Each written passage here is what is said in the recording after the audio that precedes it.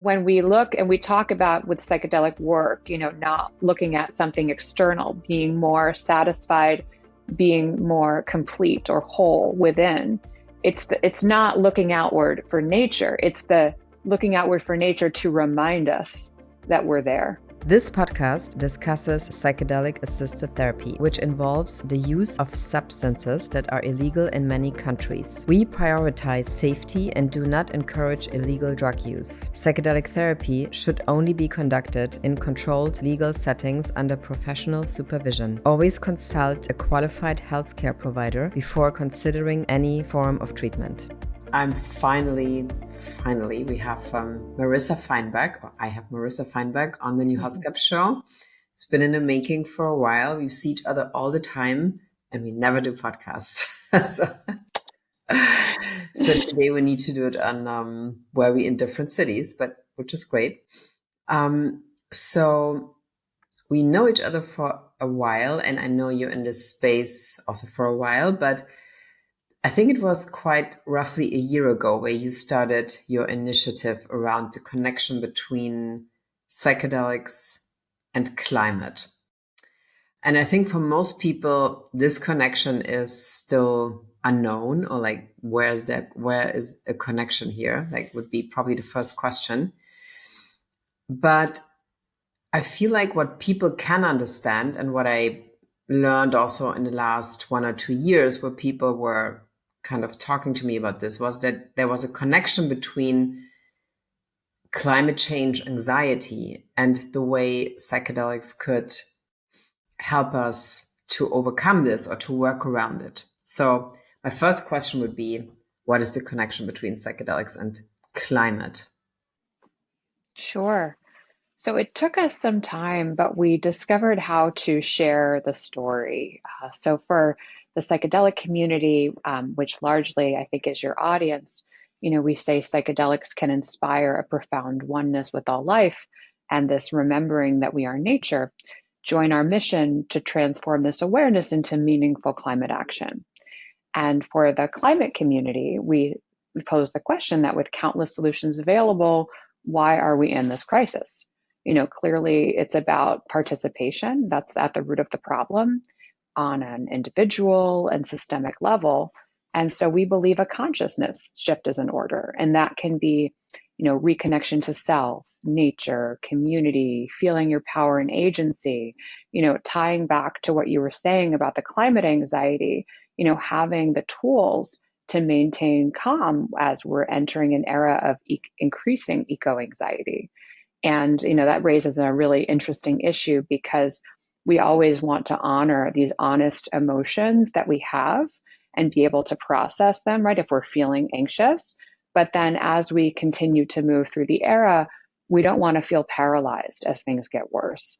We want to be able to function and maintain this sense of power and agency that we can reconnect to within ourselves, and that nature also teaches us if we look at how plants grow and how trees and forests form. But I mean, maybe we should also start with the topic of eco-anxiety, meaning that here in Europe, it's kind of, I'm under the impression that is specifically a younger generation that is very anxious, that basically they won't survive the next 30, 40, 50 years because of the climate crisis. And so, but at the same time, it's like, it's such an unknown concept, I think, to a lot of people, something like eco-anxiety. Maybe you could explain this a little bit, because I know a couple of psychiatrists here in Berlin in the meantime who have clients coming in because they scared to death that they won't make the next, like I said, 20, 30 years. Yeah, no, this eco-anxiety is one of the fastest growing areas of psychology and psychiatry. There's actually a climate psychology alliance and a climate psychiatry alliance dedicated to this. There's also the Climate Mental Health Network. But more relatably, I think as we were talking, it just kind of hit me, as, our generation, we grew up, I've been focused on this climate issue for 20 years, but most people were not, right? It was more something like, oh, hypothetically in the future, this could be Hmm. a problem. And unless you were deep in that space, it was more of a fringe issue that not everyone believed would become a problem in their lifetime.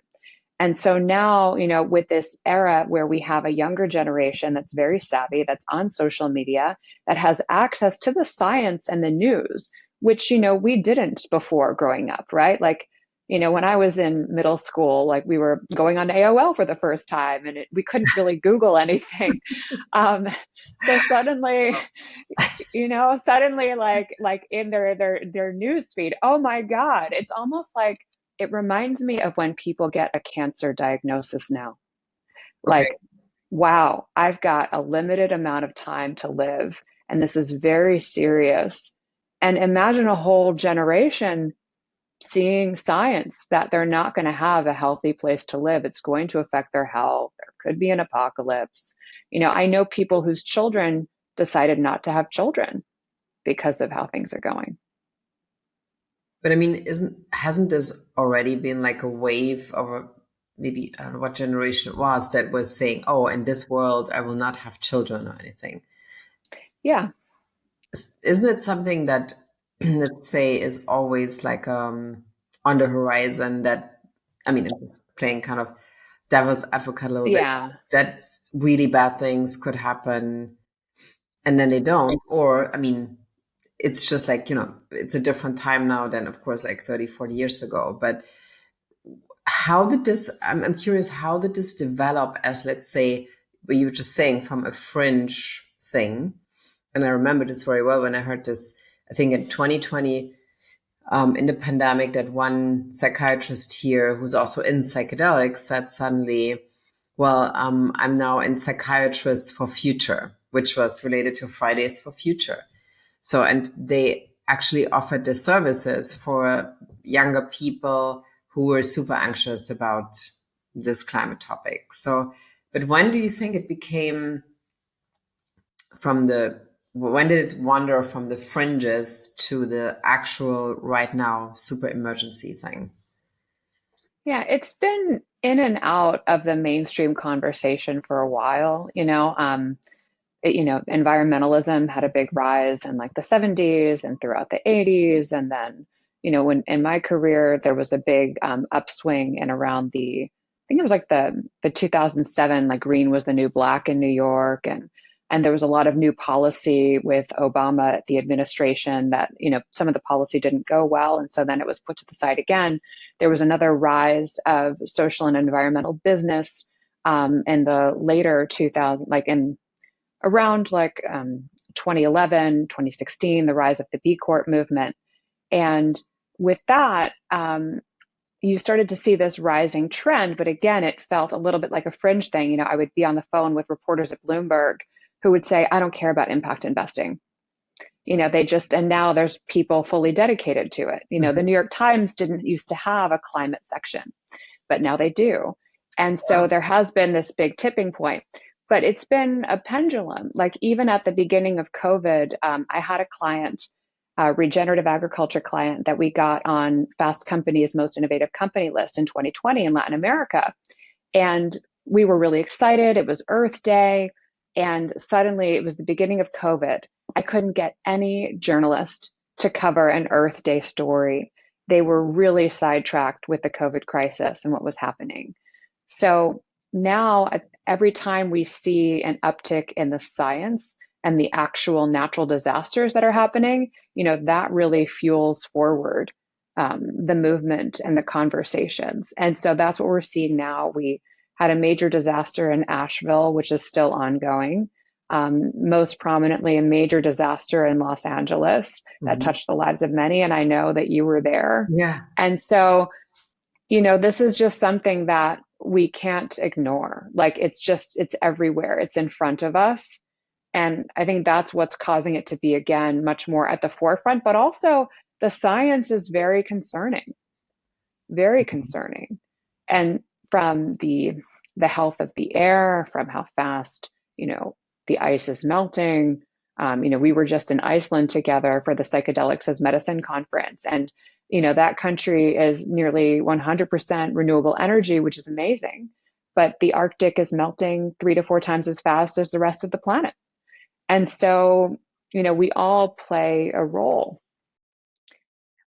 So we all need to be like Iceland. That's the moral of the story. Okay. But I mean, okay, now, so we have this situation that is causing, let's say, in next to other bigger problems in the world right now, is causing legit anxiety in maybe also other generations, not only, what would I be, like Gen Z, maybe. Um, and the Fridays for Future thing here was a very strong movement. I don't know what's exactly happened now, but I mean, I feel like it was a really big new thing. So, and And just a minute for me, and anyone who doesn't know, tell us about Fridays for Future. it was, I think, from, I don't know, like how many European countries were involved, but here in Germany, it was a couple of younger people kind of meeting on Fridays and saying, well, we don't accept anymore that things are moving forward in the way they used to. And of course, Greta Thunberg was the big idol.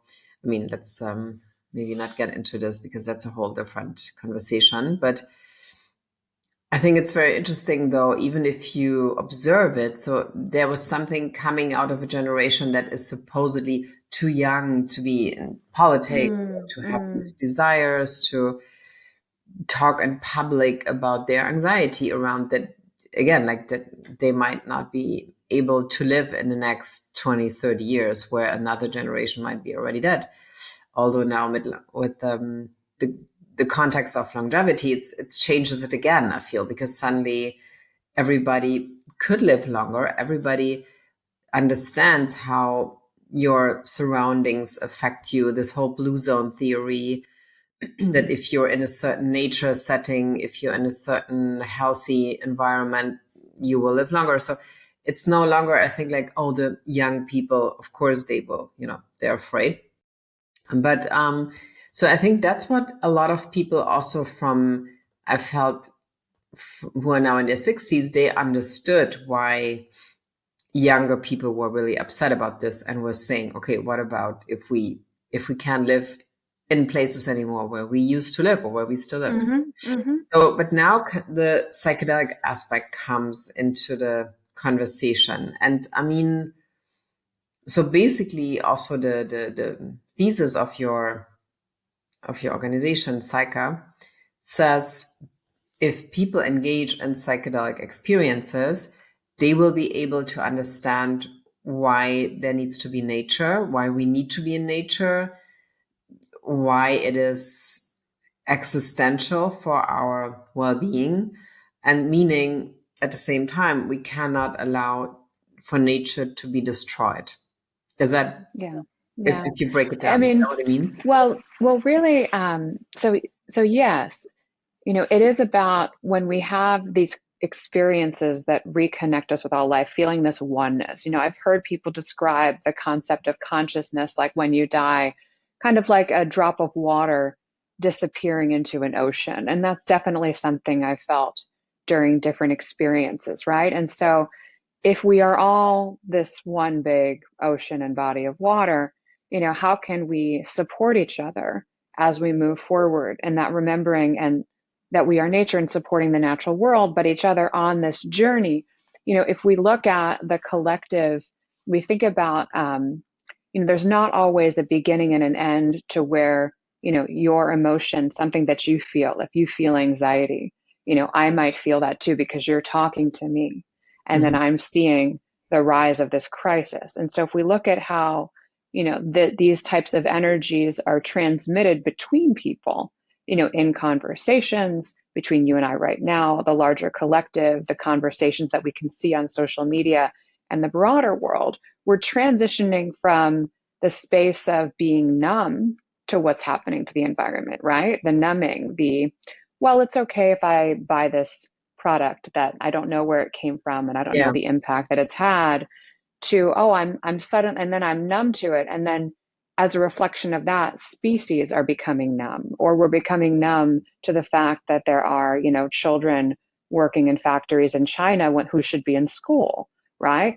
So we're moving from this numbing to this caring, which is creating anxiety. Because when we see what is happening and we become awake to what's happening, it can be jarring to see the reality. It can be hard to cope with. And so there's that tension between how do we acknowledge the reality and the new space that we're in and move through it, but how can we also have agency and do something constructive? How can we not feel paralyzed by what's happening? How can we continue to be hopeful? And I would say we can continue to be hopeful when we recognize we still have a lot of power and agency to make a change. Yeah, but I'm so curious. I mean, it makes total sense what you're saying. But I mean, so let's say with your organization, you have it in the meantime in all the big cities in the world, or in the bigger cities like San Francisco, Berlin, New York, London, I guess, right? So there's a group of people who tells other people about this and tells them, okay, so there's this awareness that we're raising, and we're doing this in the context of psychedelics, meaning what we just talked about, like people would have a connection doing this together or anything. So, but how do you explain this to people who come from a very, let's say, non-psychedelic, Yeah. non-connection, non, nature is really important to be in context, which is probably the Yeah. majority of people at this point. Yeah. So maybe it will help if I share a little more context Yeah, of about, course. Yeah, the goals of the sure. organization and Sure. what we're trying to do.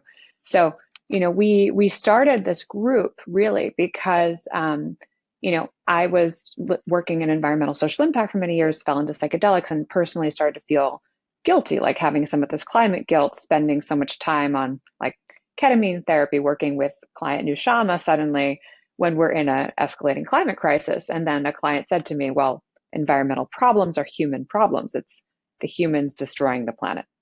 So that was an aha moment. We started bringing people together around this topic. But even from our first event, the goal was that if we bring together, psychedelic people, which, I was new to this community. I've only been in it really since 2021, who I find to be very compassionate, very open hearted, very creative minded. And if we bring together the folks in climate, um, who are very caring about the earth and who do all of this work for it, can we somehow discover a pathway forward? But it also came from, 20 years of environmental social impact, hearing a lot of the solutions again. A lot of these solutions out there can be band-aids, right? You know, because you have a need for, say, carbon credits, right, to offset what is happening in the systems that we've created. How do we actually get to the root? So the big, hairy, audacious goals would be, one, that we can all together discover a pathway forward, something to get us out of the mess that we're in. Because right now we're swimming in a sea of potential solutions that we don't know how we're going to get out. But then also to actually shift consciousness. And so, Dr. Stephen Radowitz from New Shama, he spoke at one of our events and he said he thought a consciousness shift could happen, quickly and rapidly. And when asked how, he gave the example of herd immunity. So if we actually create some sort of shift, right, it takes about 25% of people to buy into something for a culture shift to happen. Mm-hmm.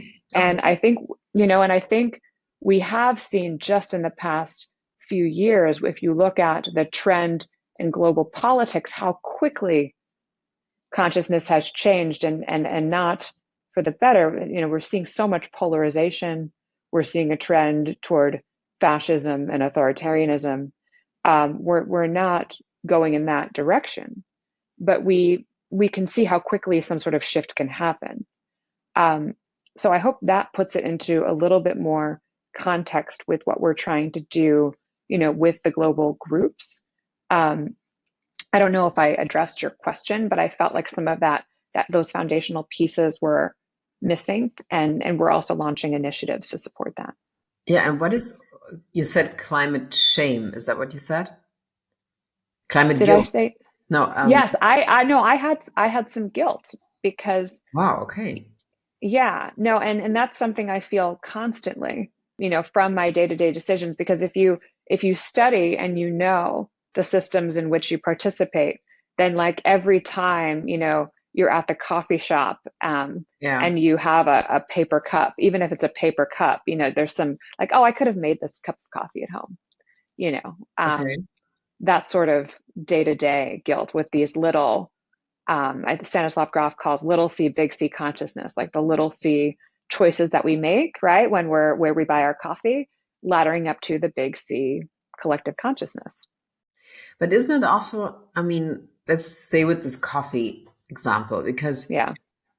I mean, of course, you can go to the place and have the coffee in a cup and not in a paper cup. But isn't there also other elements involved than just you doing a bad thing? Like, Yeah.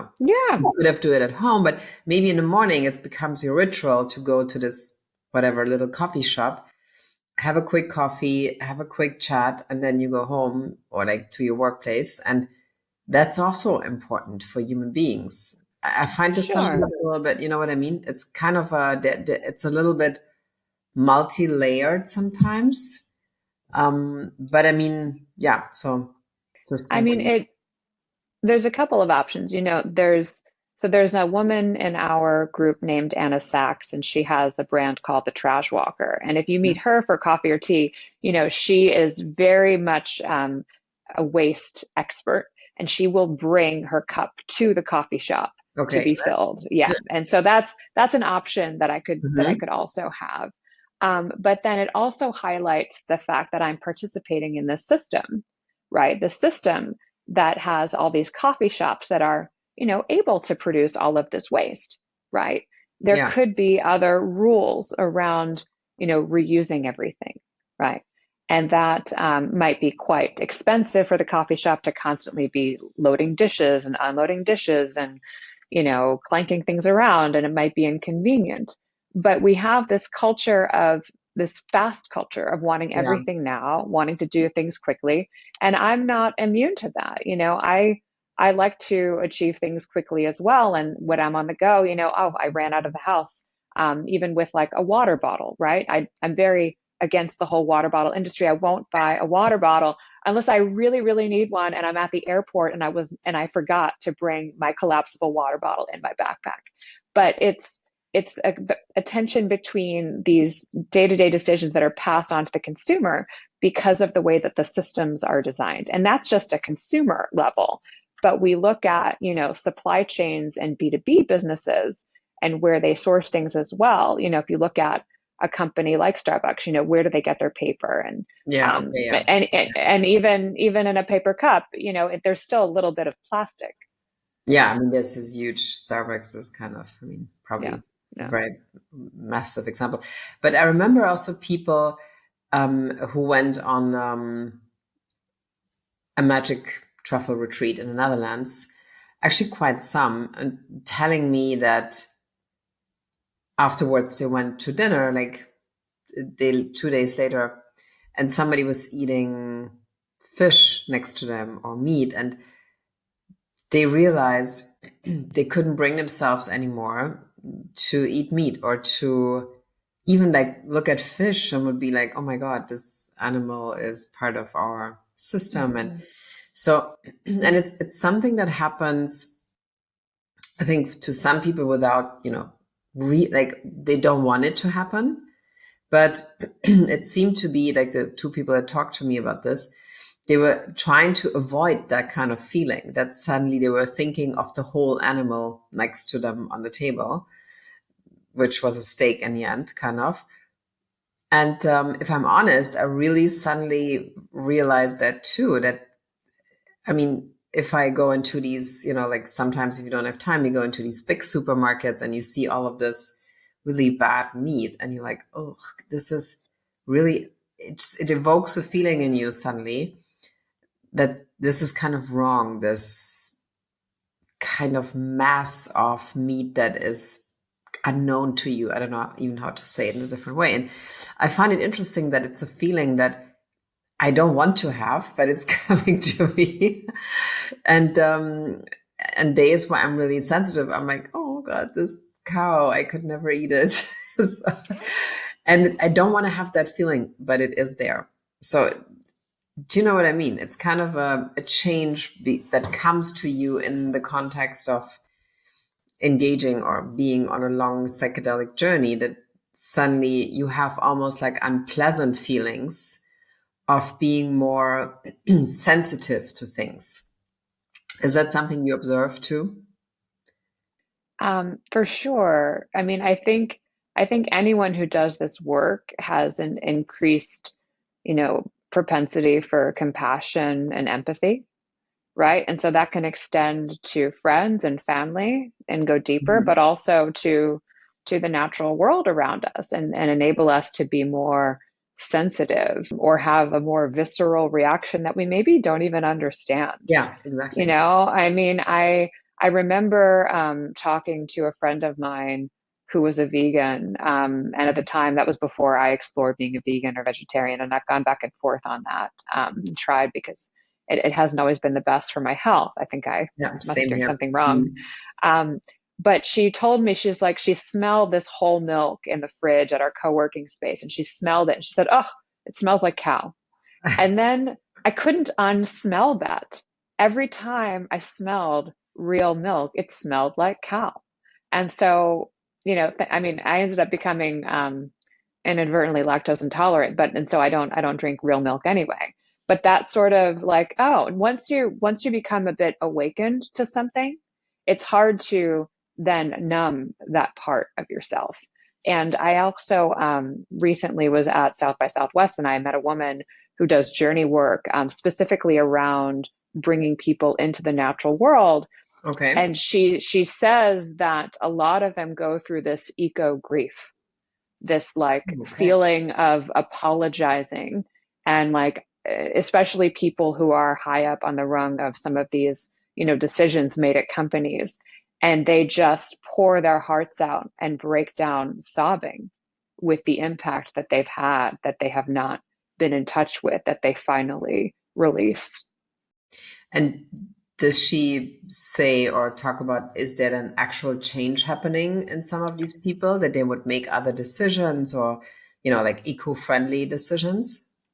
So I think that is the intention. I don't know if she's done some official follow up, but I think we'll, from work like hers and like, Bennett Zellner and Rochelle Sampson, both PhDs who have been on your podcast and Connected Leadership, Yeah. they're studying this very thing. And I know that they'll be having those results coming out soon. And so that will be really interesting to see people who have been, participating in something like this over time. We'll see what happens.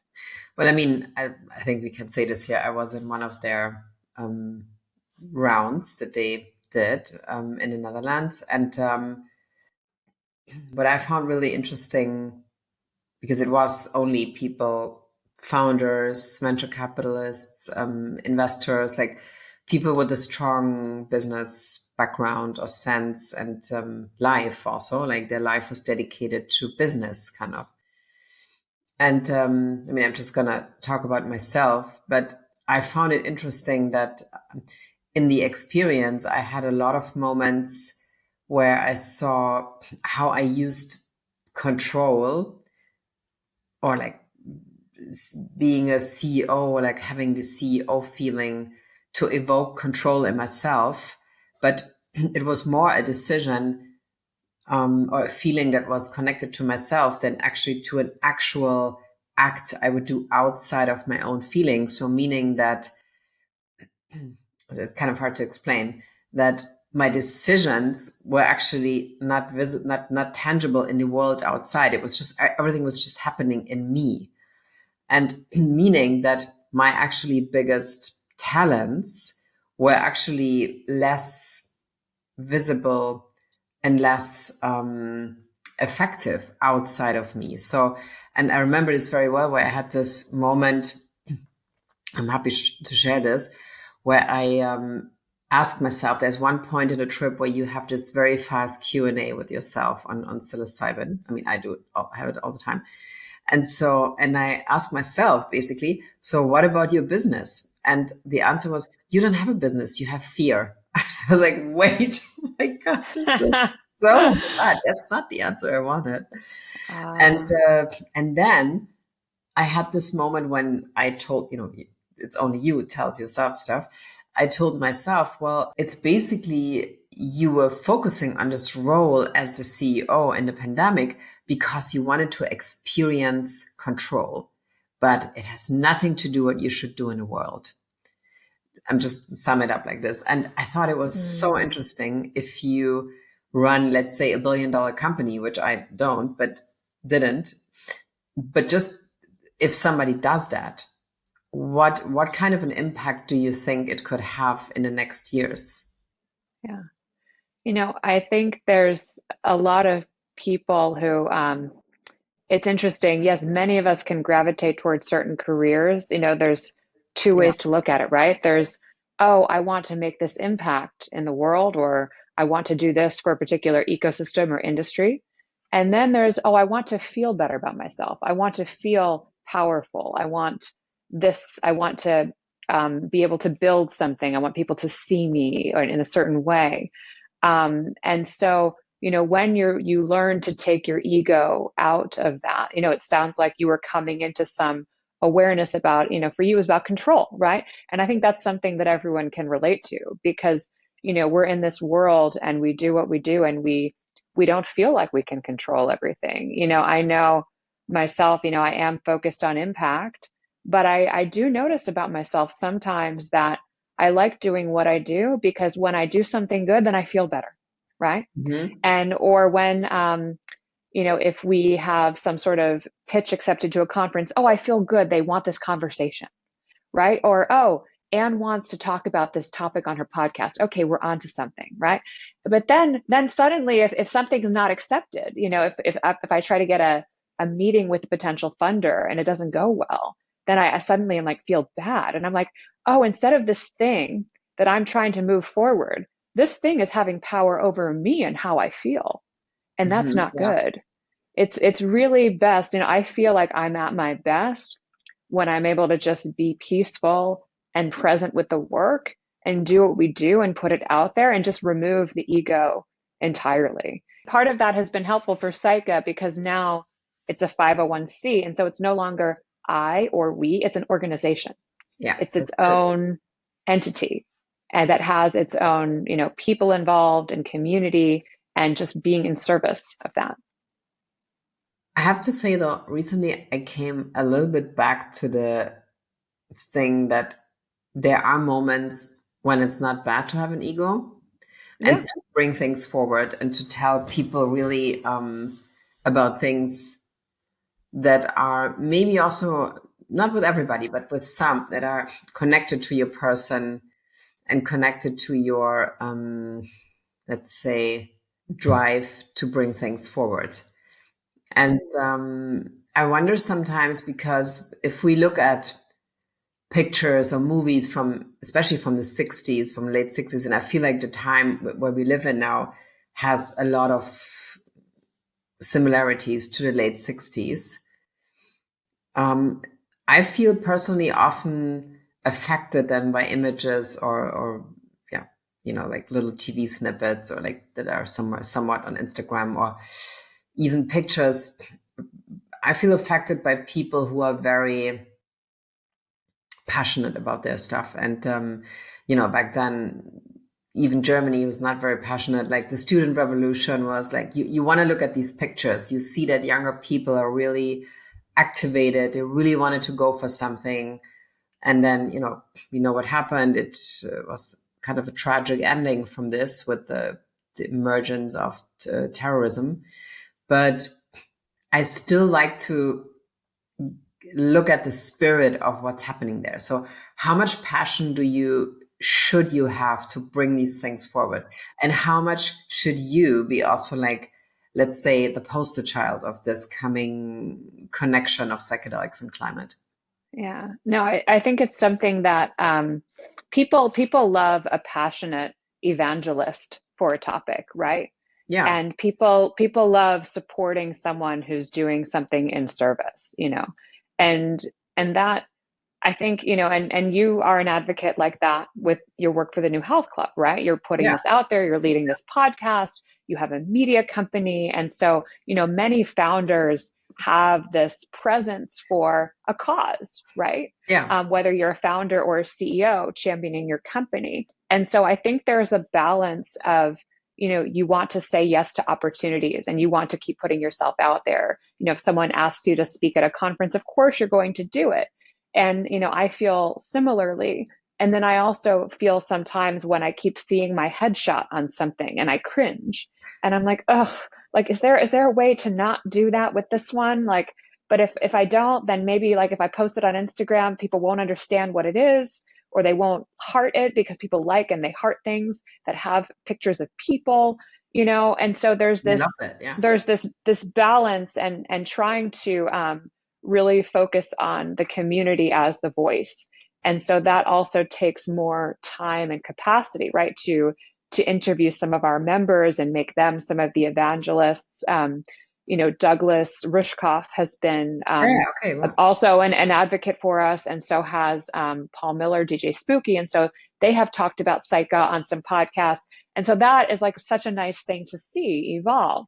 And that also, from a PR perspective, because that's my background, it's a little bit it's interesting because you're used to trying to control the message, right? And so there's the balance of, okay, if more people are evangelists for this, it becomes a real movement. And we have 13,000 people on our email list, so it's growing, it's bubbling. Then hopefully there will be a lot more of that. And whether someone is having an official, like on the record conversation with a journalist or they're telling their friends about it, that's how this work grows. It's about releasing that control and letting go of the ego and letting this be a bit of this organism that grows as an organization, if that makes sense. yeah, no, it does. And I mean, but I wonder, I mean, I remember during Climate Week in New York, you also had a couple of events. And obviously, I could imagine that a lot of people coming from, let's say, a classic political climate context, and the UN is organizing the week, I think, end up at your events too, and you go to their events. So it's kind of a mixture. It's no longer there's this New York City 13,000 emailing list people. So, and I wonder, like, so what do you think is happening? People coming from, let's say, a more classic activist, even maybe people from governments being in charge of climate topics, if they suddenly come in suddenly into your community or to your events, what is happening to them on a personal level? What do you think? So I'm so glad you asked this because I've seen a range of different reactions when we Yeah. suddenly walk into a room of climate people and we say psychedelics for climate action. I was at this cocktail party hosted by Helena Wasserman. She runs a group called Investors for Climate, and she also runs this accelerator called Unstoppable to help people fundraise. And I enrolled in her accelerator to learn to fundraise for Psycha.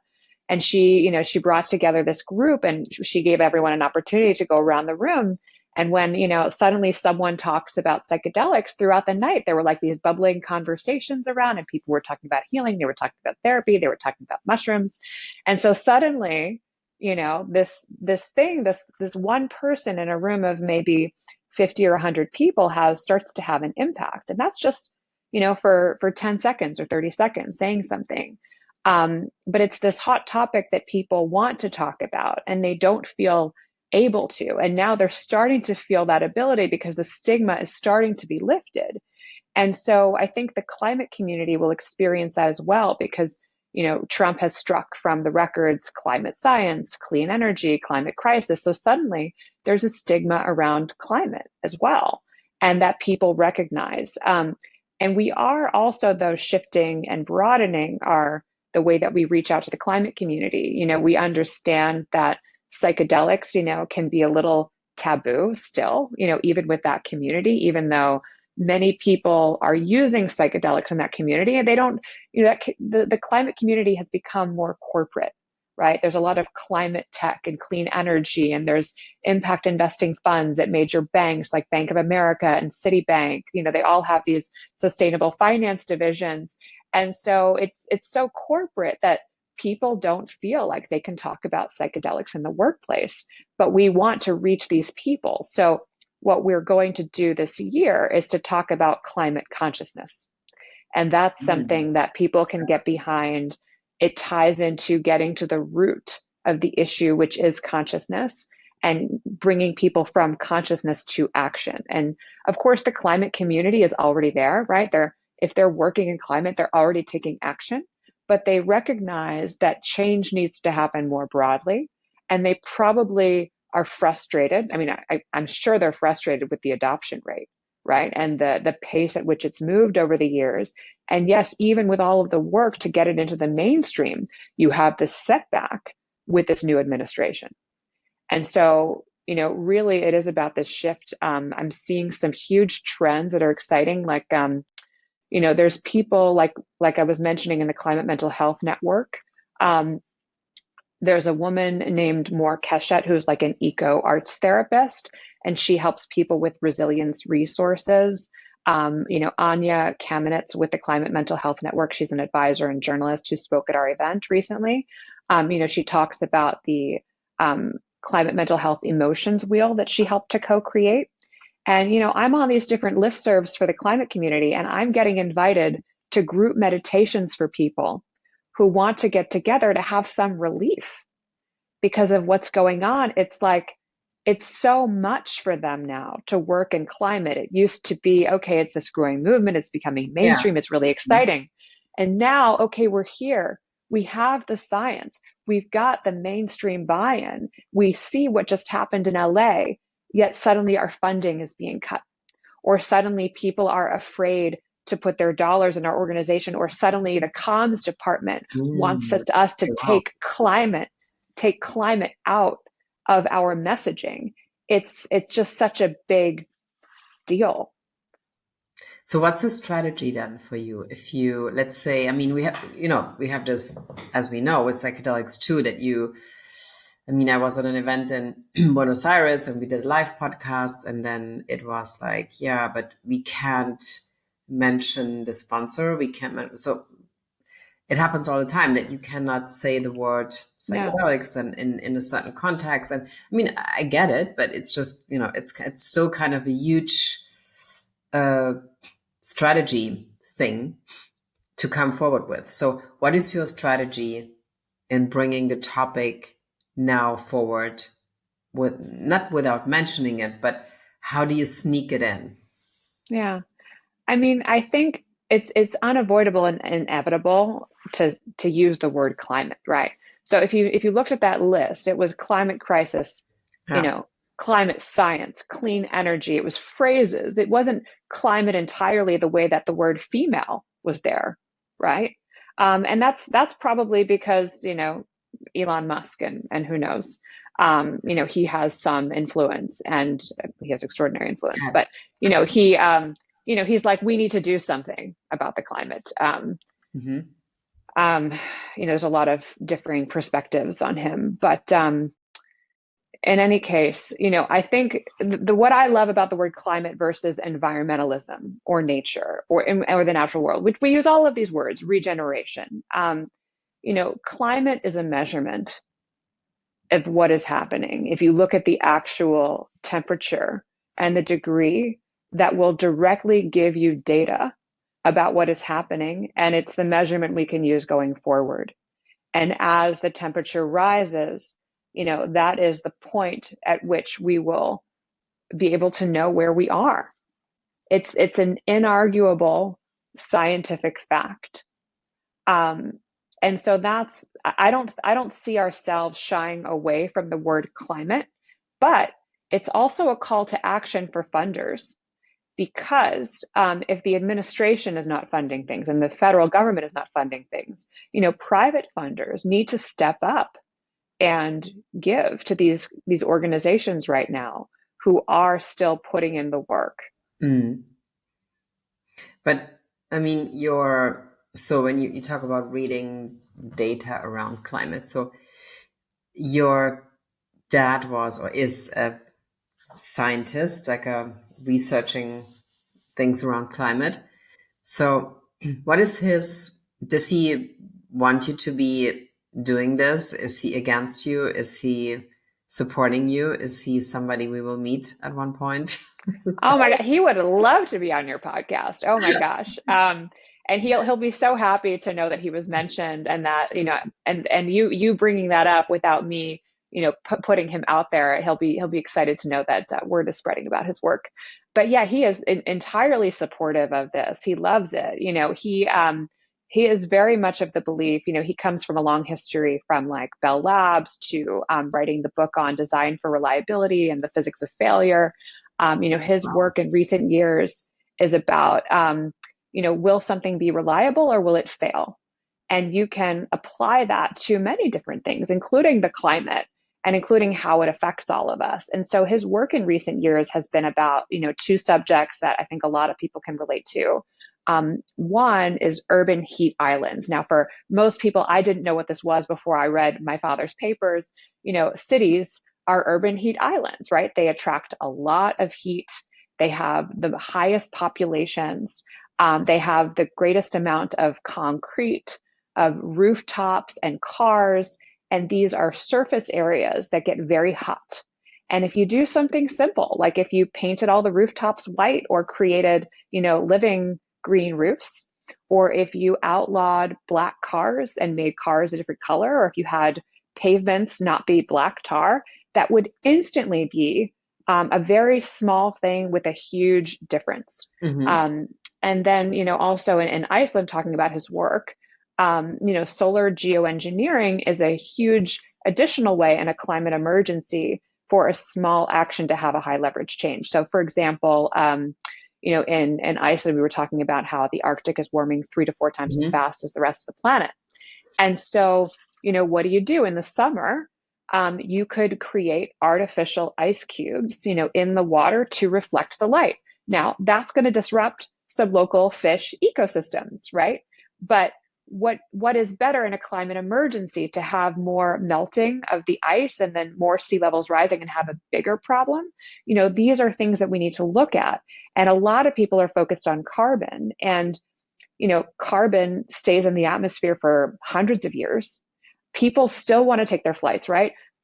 You and I, we still flew to Iceland Yeah, to go to I that did. conference, right? Yeah. People fly to Davos every year to talk about climate. People will fly to COP30, right? So people are not giving up their flights, even the most climate focused people. So we need other solutions, other small high leverage actions for big change, what Buckminster Fuller called, the trim tab.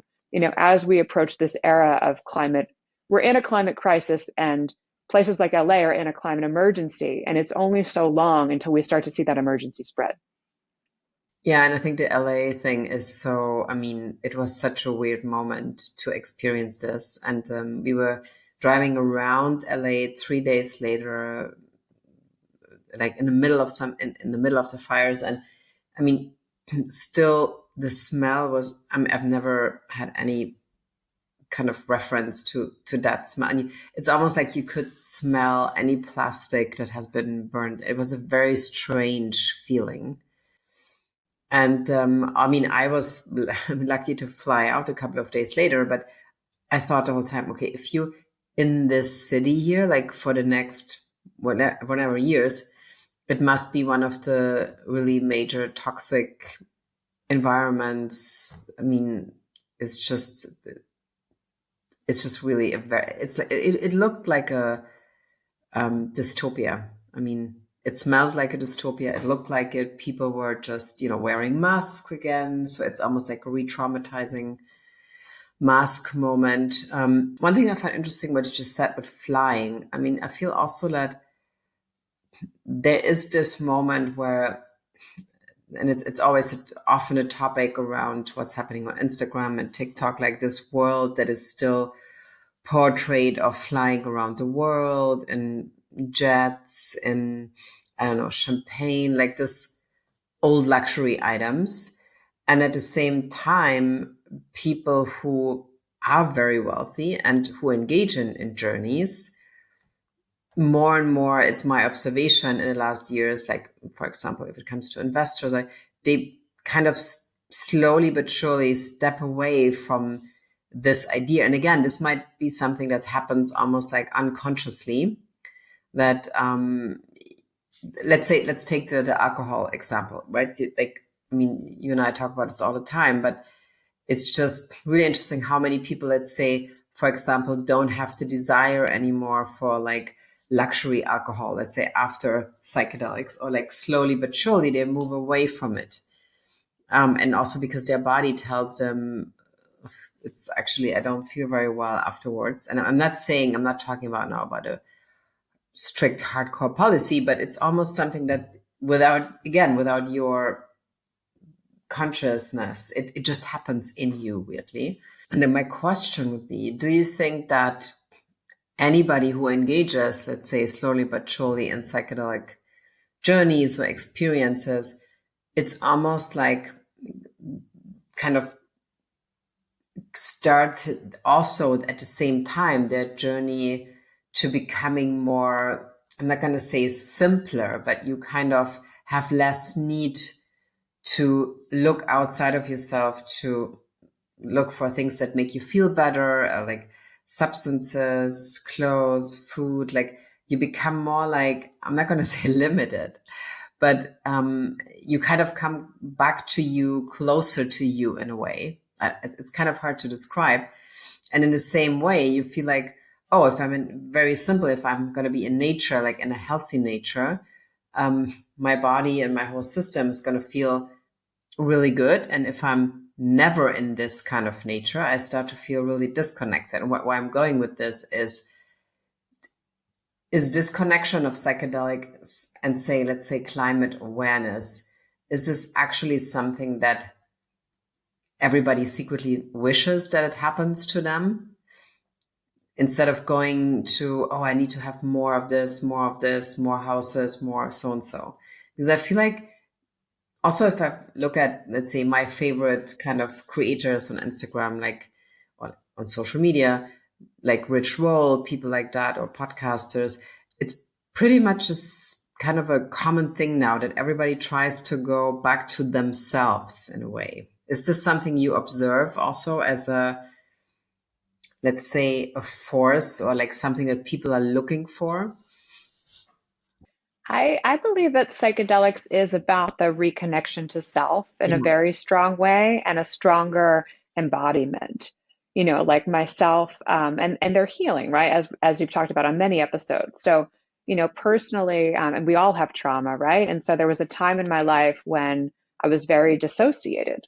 You know, I wasn't really in my body, and I was looking outside for answers and things. I think in college, you know, I was going through a bad breakup and I was constantly wanting to go shopping and I was constantly Mhm. wanting to drink alcohol. And I remember there was a day where I bought a new outfit and I was out with my friends and I became so sad, just like so terribly sad that like even being with friends and drinking this drink and having these new clothes, I was just like it didn't do anything, Yeah. right? Mm. Um, and so as we get more and more embodied, you know, I mean, I didn't start really using psychedelics for a healing purpose until, you know, I started working in this space in 2021. But, you know, when I started to get back into my body, you know, processing and healing the different things that had happened to me over the years, you know, I grieved for myself that I had lost. I felt like I wasn't present for so much of my life. And so Mhm. it was suddenly like, oh my gosh, I felt like I lost so many years. And it's not that they were lost or, you know, whatever. I was protecting myself, right? And now stepping into a place where I felt ready to be embodied and to step into a new time. And so yes, when you feel good and you feel embodied and you feel present, you know, you don't need to keep looking outside for more this and more that, right? It's not about where you shop and that sort of thing. And you don't necessarily need a drink to feel comfortable being in a social situation, right? You can just be you.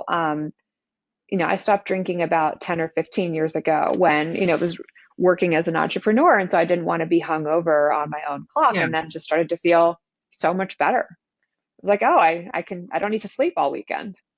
Um, So I think that embodiment has a really big deal, but there was already a trend among younger people to seek out experiences and not things. And I think that aligns with this like tech, the rising tech era of people just wanting to put their phones down and get back out into nature, nature as one of these experience examples.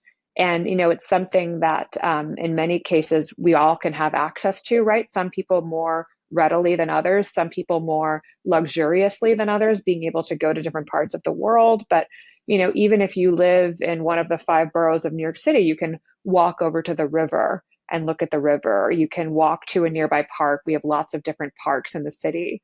And so that's a nice way to reconnect in that way. And you go somewhere and you have access to something that you didn't need to purchase.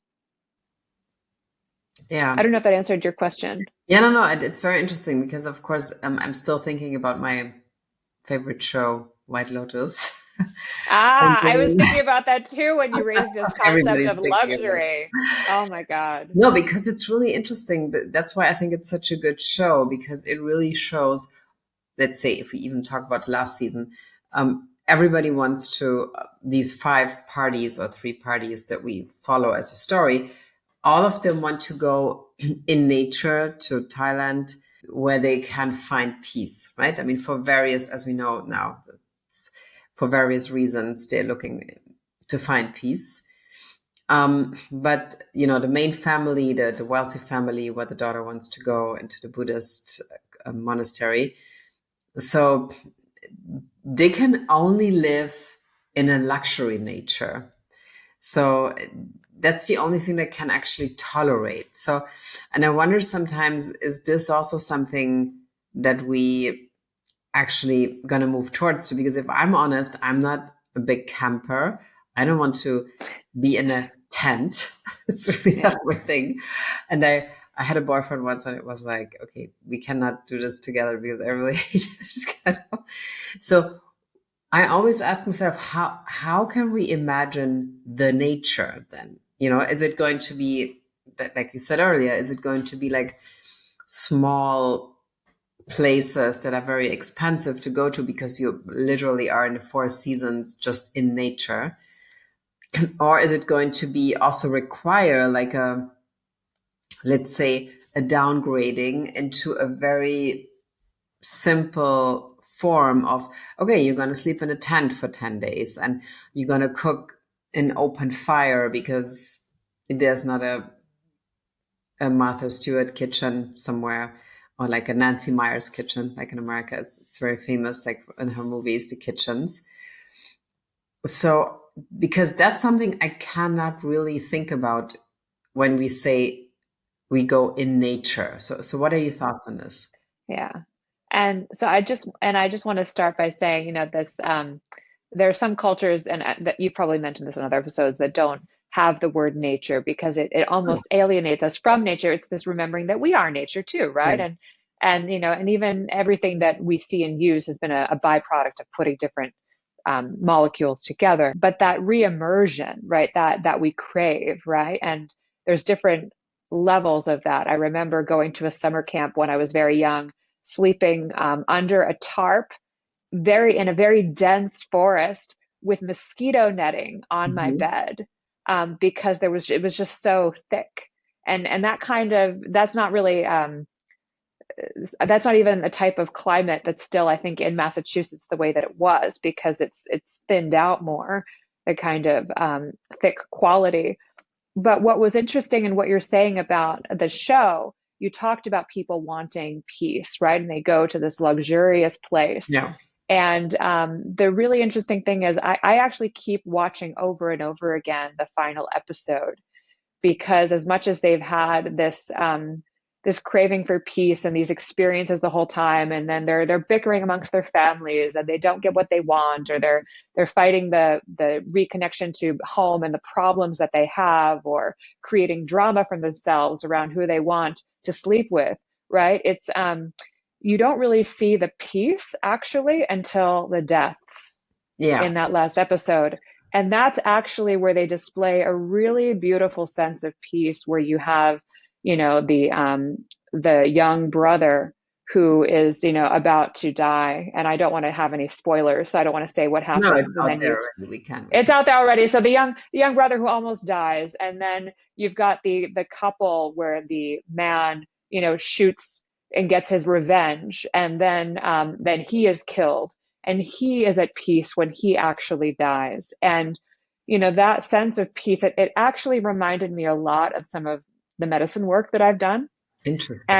I found it really beautiful and sad, beautiful and sad at the same time, that like, oh, it's the death that brings the kind of peace that people crave. And why do I feel compelled to keep watching this and over again? I guess I need some more peace in my life. Yeah. Yeah, but I mean, it's an interesting point because like we know the ego death in psychedelics, like that you realize, okay, I'm dying in the trip, but it's actually the person that's dying is that you don't want to be anymore. I mean, that's at least what I mean. I experienced it too, but a lot of people I talk about have that at one point after a couple of journeys, you might have this moment where you feel like, great, I'm dying. And then you would tell other people, what do you mean it's great you're dying? It's just that this person needs to go, that you don't want to be anymore. So, and it's an interesting thing you're saying because before, when they come there, I mean, it's like the most beautiful surrounding. They have all this yoga stuff, massage stuff, nature connectedness that is brought to them. And it's almost like you feel annoyed with them because another meditation class, another um, oil massage thing from the region. It's like, it's almost like that's not really what this is about. It's not really Yeah. that they can go to a very beautiful place. It's more like they need to meet themselves first before there's any connection to any other community and to any other drama also, kind of like, I mean, Hmm. what is really, what's really connecting them, like the three women in the end kind of talking about their relationships. And so, but coming back to the nature part of this, so it's almost like nature brought them to this point, or like the to be in the other area of the world. They never would have that experiences in their, let's say, New York City apartment or something. So they needed to go in nature to have that conclusion. It's so interesting because, there's this in psychedelics to this talk about remembering that we are nature, Yeah. experiencing the oneness. And when we look and we talk about with psychedelic work, not looking at something external, being more satisfied, being more complete or whole within, it's not looking outward for nature. It's the looking outward for nature to remind us that we're there, right? That we're already, to keep making us feel that way. So, Mhm. for example, at Neue House in New York, we hosted this event recently called Psychedelics Healing the Self, Community, and Natural World. And so, in Western culture, healing has been about the self, very much, behind closed doors and therapy. My mother was a psychiatric social worker, so I've been in Oh, therapy since wow. I was born, basically.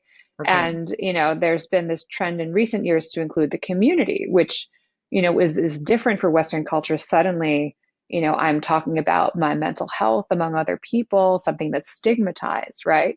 But then also, how do we be in service to the natural world? There's a lot of people benefiting from this ecological therapy or benefiting from being in nature, which is what the setting, like the set and setting of White Lotus was just so beautiful. It was just there. It was like another character in the story, Yeah. a really beautiful job of that. But still, there was like a disconnect really until the end with that piece. And then you had the cameras kind of zoom in on the ocean, right? And you had like the droplets of water. And it reminded me of like this consciousness reconnection that we're talking about. Um, so I think there's something really interesting and healing about not just benefiting from nature, but also, being in service, right? Tying into when we're serving ourselves, we're also serving nature and the collective, the natural world, right? Because it is that healing that can enable us then to see the beauty that surrounds us. I think at the end in that last episode, right, there was a healing point that a lot of them had come to. There was the father who realized that you know what, he's gonna face the music. He's Yeah. gonna go on the boat. He's gonna return with his family. He's gonna tell them, right? There was the women who healed, and they had this pouring out of emotion, in different ways, coming to terms with each other. And then there was the couple that, they didn't make it, right? But at least you saw them kind of floating in the water in peace that way. Yeah. Yeah. It was a very interesting ending. It's true. But I mean, do you feel also or do you see in your events also that people are really craving kind of communal experiences? And I mean, I'm not going to say communities because that's almost like, I mean, oat milk has a community now. Like every Yeah. company now is trying to create a community, but this is one thing, like a socials community on Instagram. But I mean, like the experience of a communal thing, is that something that you see people are actively looking for? For sure. I mean, even it's, community is something personally I even used to undervalue. I used to run a co-working space, and when we would pitch potential investors, we would talk about, oh, we have this great community, and they would just roll their eyes, Yeah. like Yeah. like okay, but how much money do you make? And Yeah. what are the costs of running your So business? funny. And we'd be like, we have this great brand, we had all this news coverage. It's like, yeah, we don't care about your brand. It was very much nuts and bolts. And Yeah. so I actually was really surprised by how much people are valuing and excited about our community that we're building. And I see it on many levels. When we had our most recent event at Neue House in New York, we had some speakers, but we kept that part short to really inspire the audience about getting feedback and doing breakouts on our next initiatives. One of them being, journey protocols to inhabit nature, to inspire action. And then the next one about preparation and integration for those types of journey work about with the natural world. And people loved the breakouts, and they loved talking to each other. They loved sharing with each other their experiences. And I found even myself, you and I were traveling to some different conferences. And then I went to a conference in Boston where I wasn't speaking. I was there to learn and participate. And there was a lot of talks throughout the day. It can be sometimes, a lot to take in. And then there was an interactive exercise. And suddenly I felt different. I was among people. I was doing Mhm. something constructive. It was interactive. There was a different energy. And I think people just want this interactive energy, and they want to co-create something. There's an energy of this co-creation that if we allow, it can express, and that aligns with, we're trying to build this mycelial container for something to come forward. So we want a lot more breakouts and discourse and interactive things that we're doing for the group.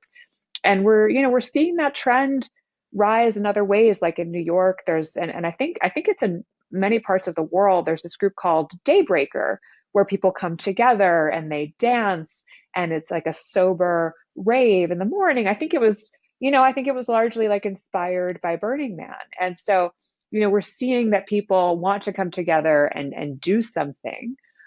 Sometimes I get a little bit also discouraged with the community aspect of Psycha, because we're about climate action. And Mhm. so we need to have outcomes for people to do.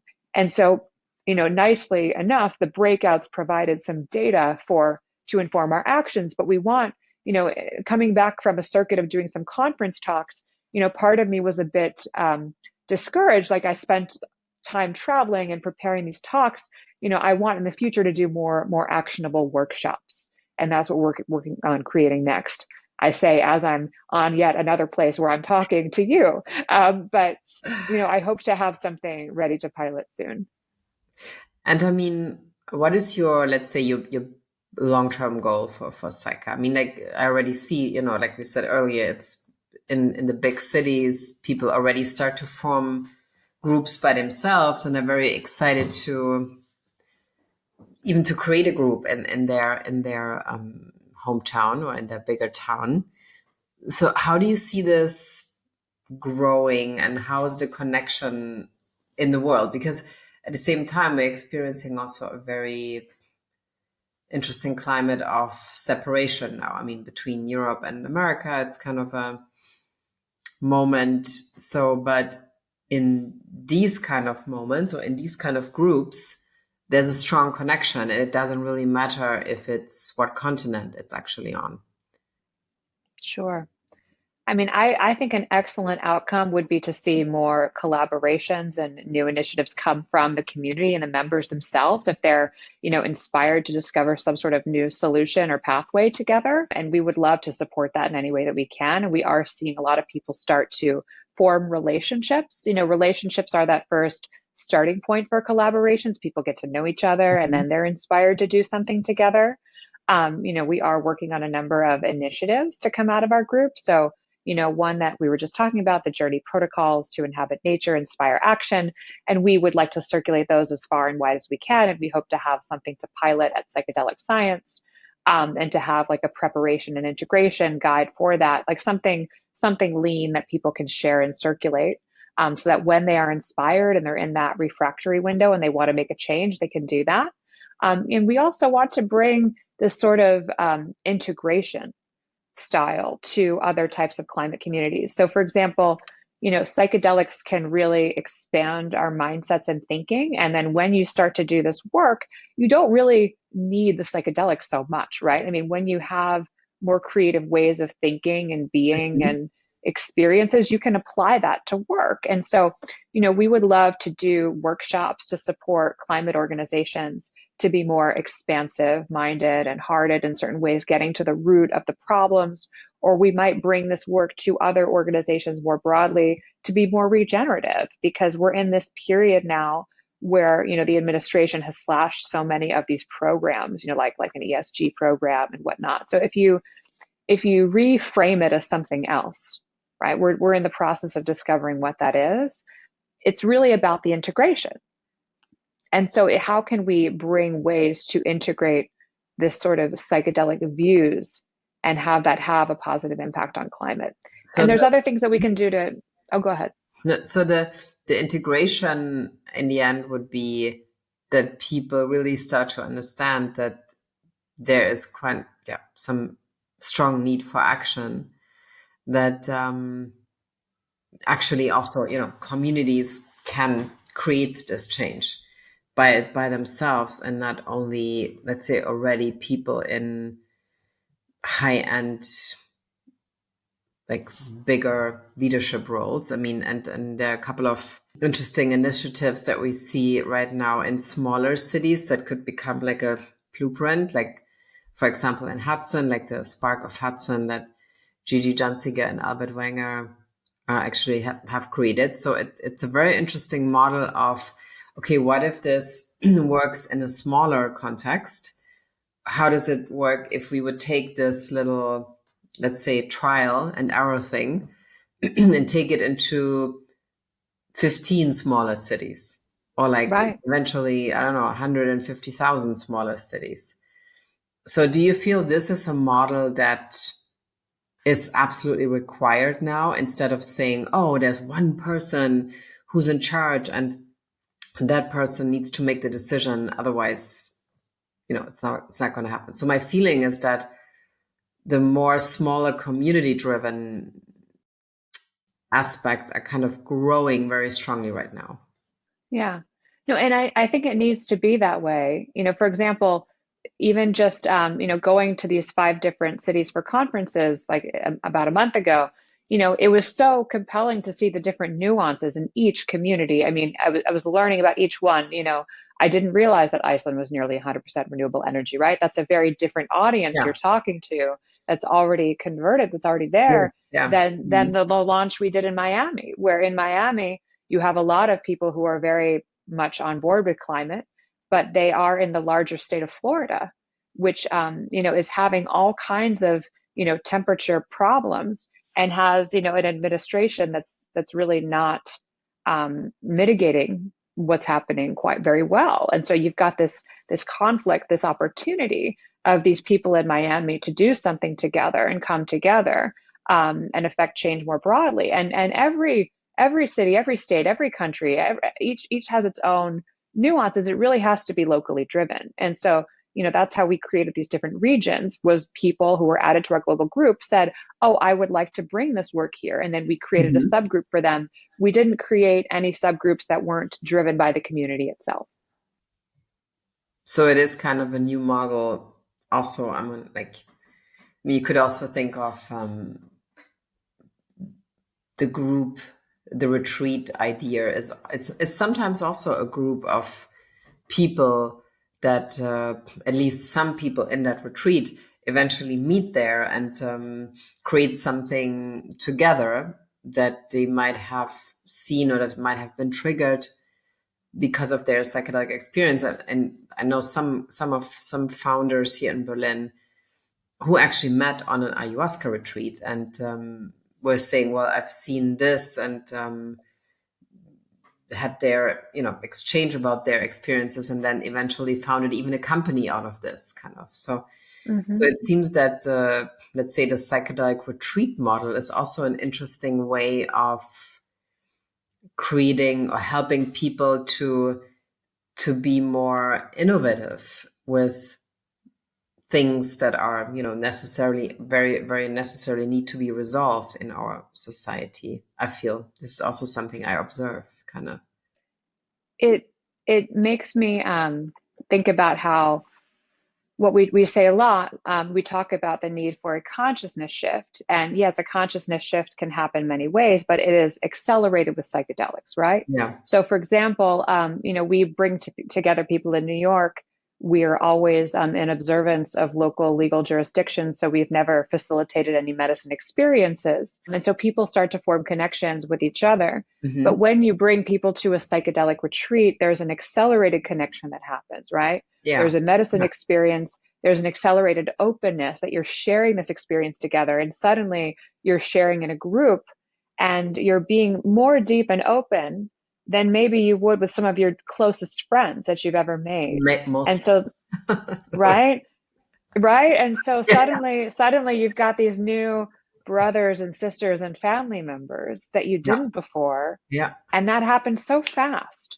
And so, it aligns with, yes, psychedelics are one way, but they really can accelerate the way that we're trying to accelerate this consciousness And shift we for need climate the action that we acceleration. really need. You know. We need it so So, we need it fast. And then there's also the tension that it's this, okay, we need this consciousness shift fast. We need climate action fast. And it's that fast culture that got us here, the problem, to the place that we're in, right? With yeah. this fast capitalism, this fast fashion, fast tech. And so we really need to be mindful and walk the balance of, yes, we do need to accelerate a consciousness shift, but we can't do so with the same culture and the same way that got us here to start. But it also means that acceleration and disruption per se is nothing bad. It's just where it's attached to. Yeah, right. Because you can make some really beautiful new friends in a short weekend. Yeah. Fantastic ending. Yeah. So because I'm so happy you brought this up, because it's a big topic of mine. How, if I look at the last 3 years, 4 years, my whole social system, friendship system is completely transforming, and it still is. And I sometimes also feel really anxious about it, but then it all makes sense, because you make friends with people as the new person, and the old, let's say the old person is maybe no longer suitable for your old friends. It's a really big topic for me that I'm thinking about a lot, but it also touches on, like, what do you want to do in your life, and what do you want to create, and uh, do you want to take risks that other people might not would like to take, and so, which leads back to the community aspect of things. So very interesting. But thank you for being on a show. I feel Thank you it's just so the much for beginning. having me, Anne. Oh just the my God. beginning of a climate transformation Yeah, triggered by you in New York City. So, sure. On behalf, in service to all of Psycha everywhere, and just a channel for this work. Yeah. yeah, and tell us where the website is. Just Psycha. Sure. So it's psycha.org. So that's PSYCA, Psychedelics for Climate Okay. Action.org. We have an Instagram at Psyched for Climate Action. Yeah. And when you're in New York City, you watch out for your events, mainly at Neuhaus at the moment, right? Yeah, and I think we've got something coming up June 11th at Soho House, and Okay, we cool. also will be in Miami again around the Canadelic conference, and also at Psychedelic Science in Denver. We're a Of community course, partner. yeah. That's where Yeah, we see each other again. yeah, yeah. Yeah, thank you so much. It was a really great conversation. Thank you for listening to this episode, and thank you for listening to the show. If you want to know more about how we fast-track psychedelic destigmatization, please head over to the New Health Club podcast on Apple or Spotify. There are many episodes talking about several substances, several treatments, several ways how psychedelics can be used these days. You also find us on Instagram under the New Health Club.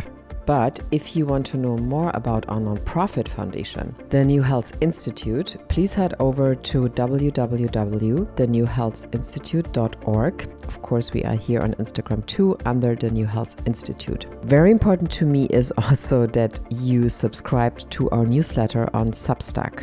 Please look for the newhealthclub.substack.com. This is very important to me because we really start to build right now a media platform on Substack around psychedelics and new health topics. And of course, we would love your support on this and love if you subscribe.